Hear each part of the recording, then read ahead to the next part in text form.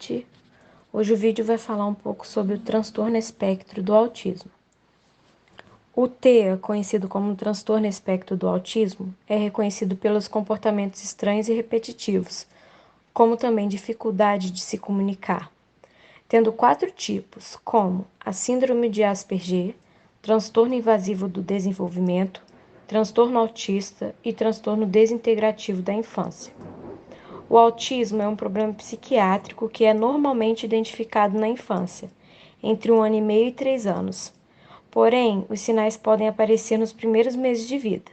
Este transtorno afeta a comunicação e a capacidade de aprendizado e adaptação da criança. Essa doença afeta as áreas do cérebro, como o hipocampo, cerebelo e o sistema límbico. Os autistas apresentam aspecto físico normal, porém têm grande dificuldade para firmar relações sociais ou afetivas e vivem em um mundo isolado. O jeito de lidar com cada um varia. A criança praticamente não interage, vive repetindo movimentos e apresenta um atraso mental. Muitas vezes as pessoas com autismo não têm fala, não conversam muito, não sabem se expressar, mas as que falam podem ter características de, por exemplo, repetir muita fala de filmes ou desenhos, ou ter uma fala muito robotizada, sem muita emoção, no mesmo tom sempre.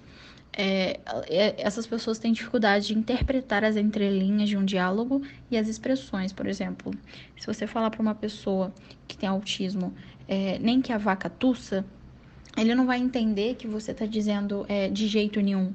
Ele vai imaginar uma vaca tossindo. Se você também, por exemplo, for irônico em uma conversa, se você jogar uma coisa no ar esperando que ele entenda, ele não vai entender, sabe? Ele não vai saber interpretar o que você está dizendo, sabe?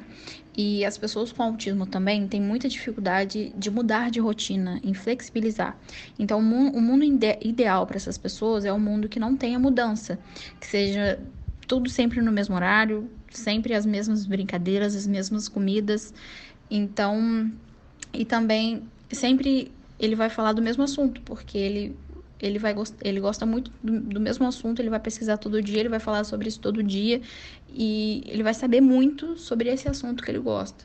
Por sempre gostar das coisas da mesma forma, sempre, todo dia, por exemplo, por isso que eles não gostam de brincar com outras pessoas ou de compartilhar brinquedos, ou por isso eles se isolam, porque se ele estiver brincando, ele tá brincando como ele brinca todo dia.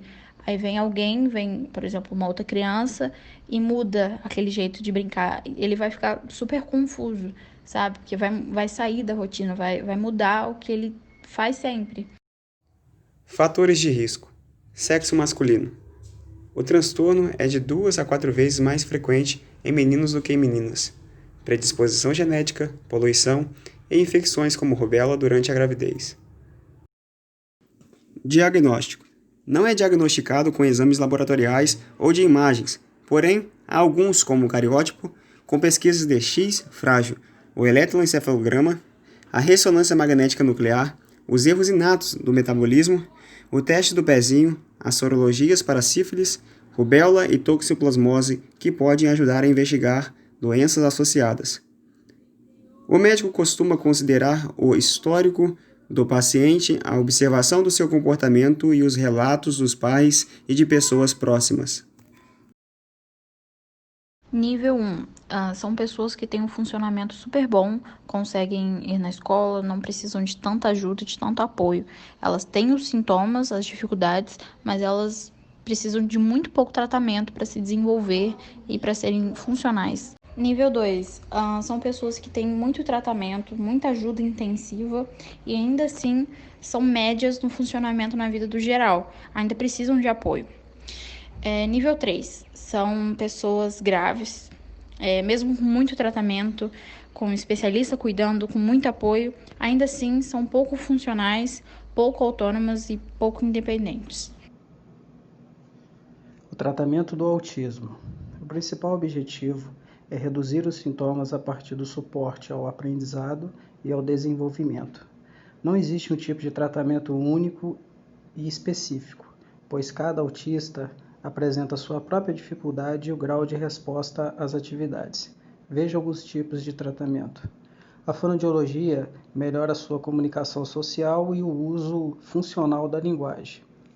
A ludoterapia é uma terapia que facilita a interação social e o contato visual da criança, através de brinquedos. Grupos de habilidades sociais são reuniões que melhoram a comunicação e o comportamento social entre os autistas. A medicação.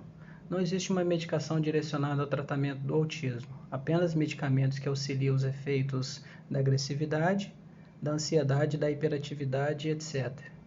A psicoterapia. A abordagem usada é a análise do comportamento aplicado. Tem como objetivo estimular a interação social, a comunicação, incentivar o aprendizado da leitura, escrita e matemática. A fisioterapia vai trabalhar as habilidades motoras da criança. A terapia ocupacional desenvolve habilidades relacionadas às atividades diárias, ao aprendizado e ao brincar.